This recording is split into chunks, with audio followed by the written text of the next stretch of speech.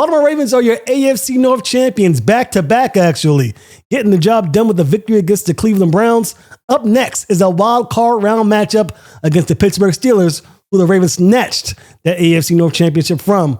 We'll touch on all that and more next on Ravens Talk. Look, this the Raven Talk, this the Raven Talk, this the Raven Talk podcast. Follow us on Instagram, on YouTube for the broadcast. Say this the Raven Talk, this the Raven Talk, this the Raven Talk podcast. Not old news, this is new news to the whole world where they ball at. Come and listen to the former writer for the Baltimore Sports Illustrated. AFC North champions indeed are the Baltimore Ravens.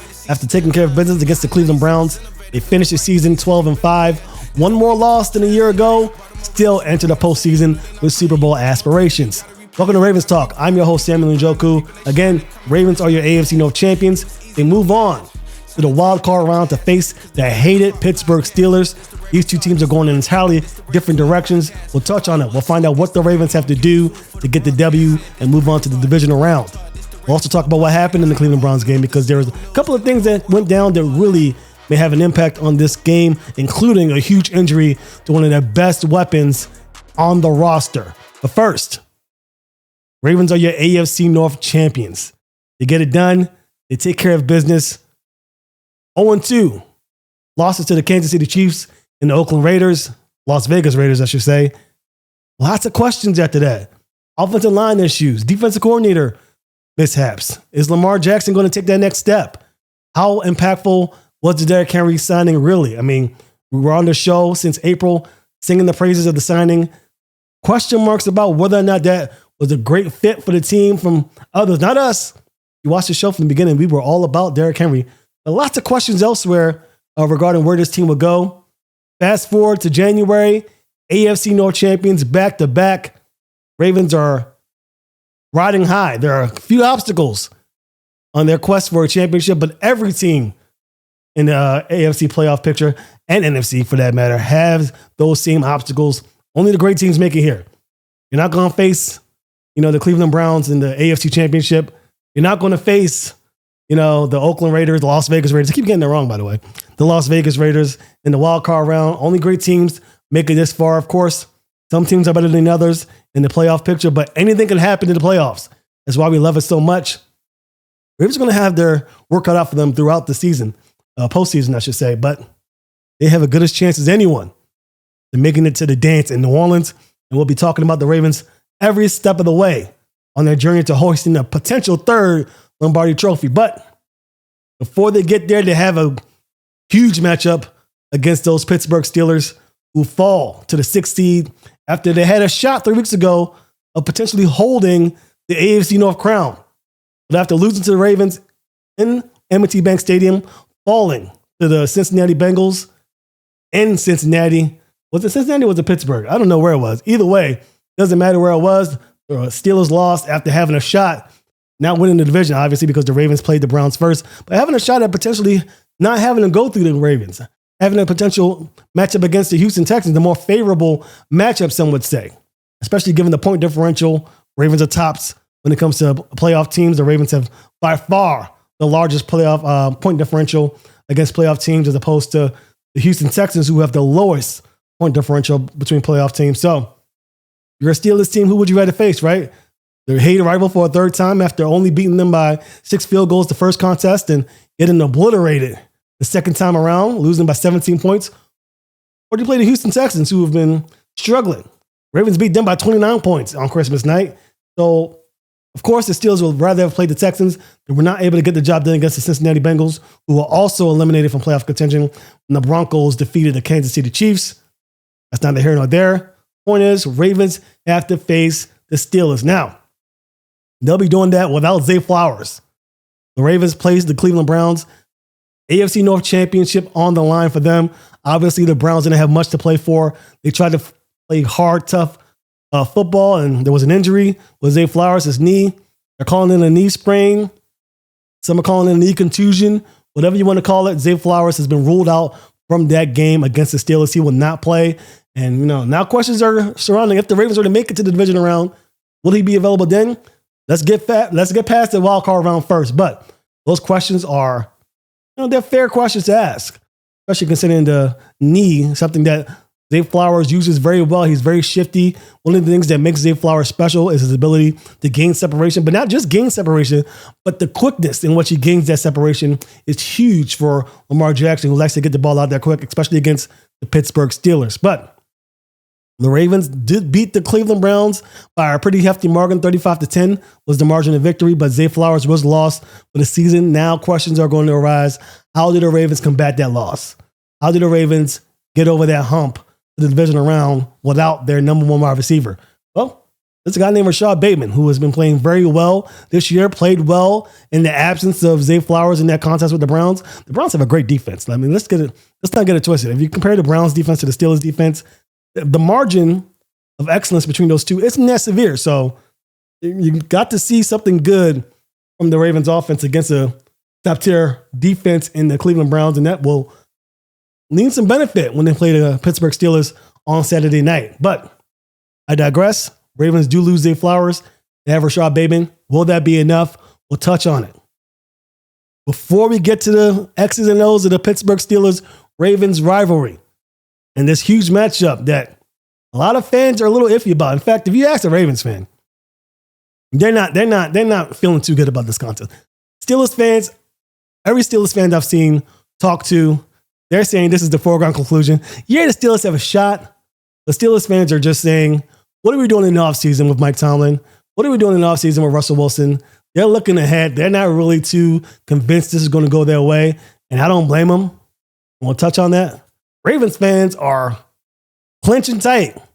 They are nervous about this contest because they do not want to lose a game against an inferior Steelers team.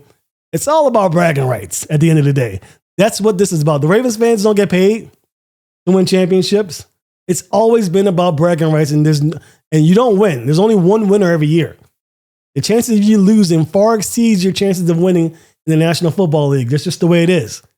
And it will be a terrible, terrible situation if the Ravens were to lose to the Steelers, not only for the playoff hopes, obviously, of Lamar Jackson and company, but the bragging rights that the Steelers would have over the Ravens in a down year, all things considered, for the Steelers, if they will come into M&T Bank Stadium and defeat the Ravens. Now, do I think the Ravens are going to have any problems with the Steelers? I'm not too concerned. We'll touch on this why in a moment. But I just want to say it's hilarious if you're a content creator or just someone who is engulfed in the Ravens fandom, just to see how nervous Ravens fans are. And it's just, I love the nervousness. It breeds something in you when you get the job done afterwards, because it makes you feel so good that you're able to overcome this obstacle. And you say you overcome the obstacle. You're not putting the pads on. You're not putting the helmet on. But all the same, it's just fun to see the anxiousness of Ravens fans in a situation, in the case where, this is the best matchup possible for the Ravens. Other than playing the Texans, the Ravens don't get to play a division leader in the wild card round. But wild cards opponents aside, based on the people who were unable to win their division championships, this is probably the best matchup. We'll touch on why next and a whole lot more. So much to get to in this wild card special of Ravens Talk. We'll touch on the X's and O's and what I see in this matchup that leads me to believe the Ravens are in good hands come Saturday. We'll touch on it next on Ravens Talk. Welcome back to Ravens Talk. Again, the Ravens are AFC North Champions. They have a huge matchup against the Pittsburgh Steelers upcoming. And boy, oh boy, are Ravens fans anxious with anticipation. Steelers fans, not so much. They're not looking forward to potentially getting trounced by their hated rivals, as the Ravens seem to be on the trajectory going up and the Steelers are going backwards. Steelers have lost 4 straight games, starting with the Philadelphia Eagles matchup. The Ravens have won 4 straight contests on a streak heading into the postseason. One of the hotter teams in the NFL, other than maybe the Kansas City Chiefs and Buffalo Bills. I think the Ravens are one of the hotter teams in the National Football League, and that is not going to bode well for Steelers fans who are hoping to put one over on their rivals. But let's get into the X's and O's, because there's a lot of things in this game that has me feeling comfortable and some things that are, not making me feel less comfortable. Let's start with the defense of the Pittsburgh Steelers. The Steelers love to run man coverage. They do so very well. How do they get success against Lamar Jackson when they predominantly run man coverage? One, they like to play single high safety. They love to have single high safeties out there Doing that gives more bodies in the line of scrimmage, gives them time to, one, alleviate or cloud any chances for Lamar Jackson to run on the outside. They love to have the edge rushers. TJ Watt mainly stays on the right side, and that has benefits for them in situations where Lamar likes to scramble to extend plays. You have TJ Watt back there holding the edge to make things difficult for Lamar. Also, the interior rush. The Ravens have struggles in the interior line with Tyler Linderbaum sometimes, Voorhees when he has an opportunity, Patrick McCarry on the left side, and of course, Daniel Falele on the right side of that interior line. So, still his game plan in this contest this year has been to push the line of scrimmage in the middle of the offense, potentially, mostly, and really force Lamar to make throws quickly. Now, in that contest, what did the Ravens do? Lots of motion. The Steelers have had struggles in deciphering where the Ravens are going with the football, communication at the second level with those linebackers, headlined by Patrick Queen, making decisions on the defense, how to adjust, move, shift off of assignments to do that quickly with guys moving left and right. It's very difficult for the Steelers. At least the last 4 games have shown that, including the Ravens contest at M&T Bank Stadium in Week 16. The Ravens need to be doing lots and lots of that. Now, one of the problems with that, who was the main guy, moving, motioning side to side? Patrick Ricard's one, especially during run plays. You move a guy from left to right, the assignment shifts from 6 on one side to 6 on this side. You overload. Ravens love to overload, especially on the left side. They'll move Patrick Ricard from right to left and then have the guard and tackle, usually Falele and Rosengarten, pull to the left side of the line. And now you have a streaking 260-pound behemoth and Derrick Henry running through your linebackers and getting to the third level of your defense, your corners and safeties. And that's a bad matchup no matter who you are. So that's what the Ravens are going to do. That's what they try to do. But again, the main guy motioning on passing downs, Zay Flowers. Zay Flowers are motion from left to right. You'll get him on the bubble screen, things of that nature. What's the reason why teams motion in the National Football League? This is the Exit and Nose lesson for you guys. Motion from left to right, determine man coverage. Determine man coverage. Determine where the line is going to shift. Everything is, you learn so much from motioning the guy. And what do you learn the most? Sometimes you learn that your defense isn't prepared. You get deep shots sometimes, big shots down the field. The Ravens aren't really doing that with the Steelers, I've noticed in the last couple of games. Lamar Jackson loves the intermediate short routes. Get the yak with Zay Flowers. Get the yak with Mark Andrews, and that's how you really puncture in this defense. Now, what do you do when you spread the defense out like that? Now you're worrying about passing in the intermediate game, sometimes some deep shots to move those safeties back. More rushing lanes for Derrick Henry to work with. More chances from the cut outside or cut inside, and that's how Derrick Henry has made his bread and butter on this offense this year. Those cuts from the outside to the inside.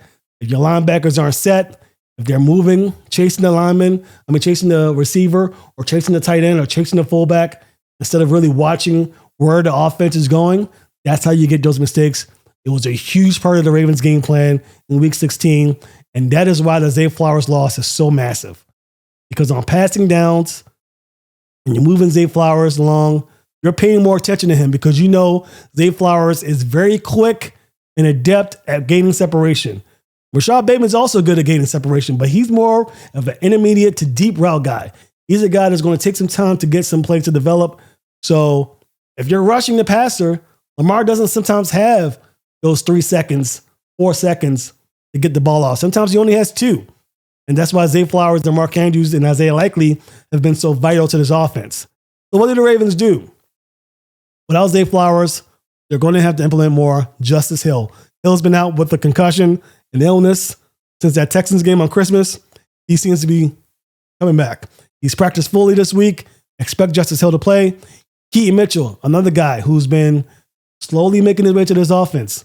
Slowly and surely, he'll be used more in those screens and those motioning to decipher where the defense is coming from. You can count on Keaton Mitchell and Justice Hill especially to make those catches that Zay Flowers are making, those bubble screens, whatever you call it. Justice Hill does a phenomenal job on screen plays to get to the second level and third level of opposing defenses. Expect all of that to happen in this contest. The Ravens will be using motion a lot. They'll need to because Zay Flowers' absence, less time for Lamar Jackson to have that ball in his hand. It's just the way it is. Rashod Bateman's a phenomenal receiver. He takes a little longer to gain that separation. Zay Flowers, masterful at gaining separation quickly. So that'll be the game plan. Rosengarten, especially, and Ronnie Stanley are going to have to do an amazing job of holding the fort on the edge to give Lamar Jackson time. Tyler Linderbaum, Voorhees if he plays. I think McCarty will be the guy. And Daniel Faleta will need to do a good job of holding your blocks on running downs. The Ravens can afford to get into second and third and long in this contest. Get the football moving early. Get a lead early, 7-point lead, 10-point lead, and this game is wraps. There's just no way about it. The Ravens are going to have no issues with this team if they get off to an early lead. No team in the league has any shot against this team if they get off to a 7 and 10-point lead. Not the Bengals out there. The Bengals are gone. The only other offense that potentially has a shot to put points on the board is maybe Josh Allen. Maybe. But the things that defense does that really limits what Josh Allen can do as opposed to other opponents he'd face in the playoffs. We'll get to that potentially if the Ravens make it the divisional round and the Bills were able to get that victory against the Broncos. We'll touch on it, but 7-point lead, 10-point lead, this one's over. Excuse me. Let's talk about the other side, the Steelers offense. Yikes. That Steelers offense has taken 3 steps back, it seems, in this contest. The Steelers offense has looked kind of inept, even with George Pickens on the field. Pickens, I believe, has had a success rate of about 30% over the last 2 or 3 weeks when it comes to catching balls targeted his way. They just haven't looked in sync. The Steelers, since the dawn of time, especially this season, are relegated to gaining yardage through the run. That's their MO. They're a rushing football team. Mike Tomlin does a good job of getting his team running the football. They're not the Ravens in the AFC Championship game where they just forego the run if they're down or if they're struggling. The Steelers are going to run the football. They're going to try and impose their will and then build off of that running game with the play action, bootlegs, things that Russell Wilson does very well. But it starts with the run. If the Ravens can stop the run, and there isn't a better team at stopping the run than the Baltimore Ravens, then the Steelers are one-dimensional, and then it becomes a question of, can the Ravens contain George Pickens? In this game, I expect George Pickens to be covered, double covered. The Steelers are going to do a good job of trying to get George Pickens in the one-on-one matchups with Brandon Stevens. A lot of teams have done that this year with relative success, but that'll be the game plan. I'm sure Brandon Stevens knows going into this game that he'll be target numero uno when it comes to George Pickens. The Ravens are going to have to do a good job of keeping the safety up top. In previous games, in early seasons, sometimes that'll mean Brandon Stevens is one-on-one coverage with no help at all against George Pickens. In this contest, I expect the Ravens to play a lot of zone, a lot of too high safety looks to have that help because you know the Steelers are going to go for the deep ball. That's their MO.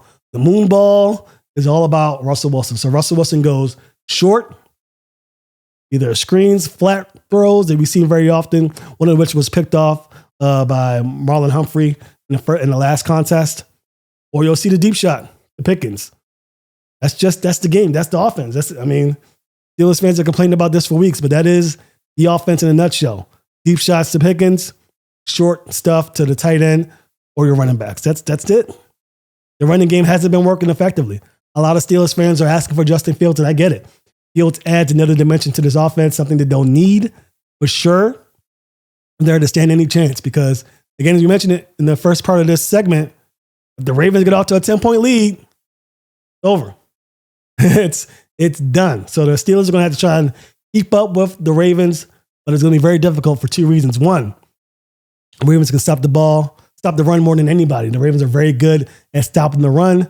Second reason, weather. It's supposed to be very windy in this contest. 15 mile an hour, 40 mile per hour gust winds. It's going to be so difficult to throw the football deep in this game. And so if you're a team that likes to throw intermediate to short stuff, you're going to have success as opposed to a team that really banks on the big play in this contest because the wind is just not going to be very favorable for the Steelers. Russell Wilson has an arm, but does he have that strong of an arm to combat those winds? I don't know. It's going to make things very difficult. Couple that with the fact that you'll have Kyle Hamilton and Darius Washington back there and 2 high safety looks the majority of the game. And wayward passes will be intercepted.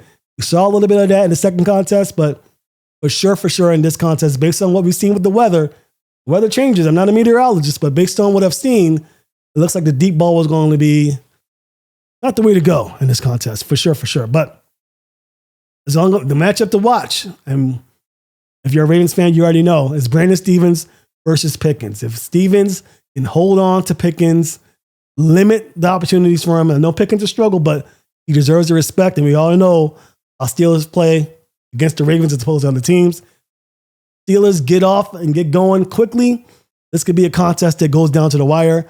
If the Steelers are to play like their normal selves, which is not very good, and the Ravens hold them while scoring points early, this one could get away really fast. When we come back, we'll get final thoughts on the Ravens-Steelers matchup. These two teams have played a plethora of times throughout the years, twice this year already, so not much to really get into. These two teams know each other very well, but we'll get final thoughts as the wild card weekend gets set to go. Ravens have a shot and head into the divisional round. We'll get final thoughts next on Ravens Talk. Welcome back to Ravens Talk. As we mentioned, Ravens-Steelers wild card round, Saturday night, huge game for this rivalry. Another chance to cement your legacy if you're a Ravens player in this rivalry, getting a big win at home. If you're a Ravens fan and you're nervous about this game, I get it because it's the Steelers. No one wants to lose to the Steelers. You got to see this team again twice next year, and you would hate to have that hanging over your head. Steelers, an inferior opponent, beating you in your home turf in the wild card round, one and done. The talking heads would have a field day lighting up Lamar Jackson. So, of course, you don't want the Ravens to lose. I, of course, have the Ravens winning pretty easily, considering, again, the one thing the Steelers have against the Ravens, well, not against the Ravens, but one thing they have that other teams in this postseason do not have, familiarity. The Steelers know the Ravens like the back of their hand. They know what the Ravens are going to try and do. And sometimes it doesn't really matter. You know, if the game plan is to tackle a 250-pound guy, and you know that, there's not much you could do to stop it. You know, so I think the Steelers still have that familiarity in their back pocket to use, even though they may not be the better football team. We'll see. This could go either way. In the grand scheme of things, every team has a shot to win. Bad teams don't make the playoffs. Let's just throw it out there. Bad teams do not make the postseason. The Steelers aren't a bad team. Are they better than the Ravens? No. But teams that are inferior to the Ravens have beat the Ravens before. I'm sure that's where the anxiousness is coming from. Ravens fans still think it's a little different this year. I still think that the Ravens are going to be well equipped to handle this game. We'll see. I don't play the game. You know, I don't have any pads. I don't have any helmets. Actually, I do have a helmet. I might show you guys a little later, but for the most part, I don't have the skill sets or the contract to go out there and play this game. All I can do is decipher what the Ravens do on a week-to-week basis, I should say, and formulate an opinion. And my opinion is Ravens dominate and get the win. If you're a Ravens fan, you're looking for a way to represent your team and the road to the postseason, road to the Lombardi Trophy, look no further than Fathead. Ravens Talk and Fathead have collaborated together to give away 2 decals with the Ravens insignia, Ravens players or whatever you want to decorate your hall, decorate your man cave or whatever to get ready with their postseason run. Head over to my Ravens Instagram page or Ravens Talk Twitter page to learn how you can win 2 free decals in this giveaway. Thanks again to Fathead for helping with this giveaway, and good luck, Ravens fans. But that's going to do it for us here at Ravens Talk. Again, huge matchup, Ravens, Steelers. What else needs to be said? I mean, the last time these two teams played in the postseason, Ravens got the job done. You to continue that stretch of success in the postseason? I think so. Either way, we'll talk about it. If the Ravens win, we'll have a contest, a matchup, potentially against either the Buffalo Bills or San Diego Chargers, Los Angeles Chargers. Could be the Harbaugh Bowl in the divisional round, or a matchup between 2 MVP frontrunners. Can't talk about it until you get the job done against the Steelers. You gonna get it done?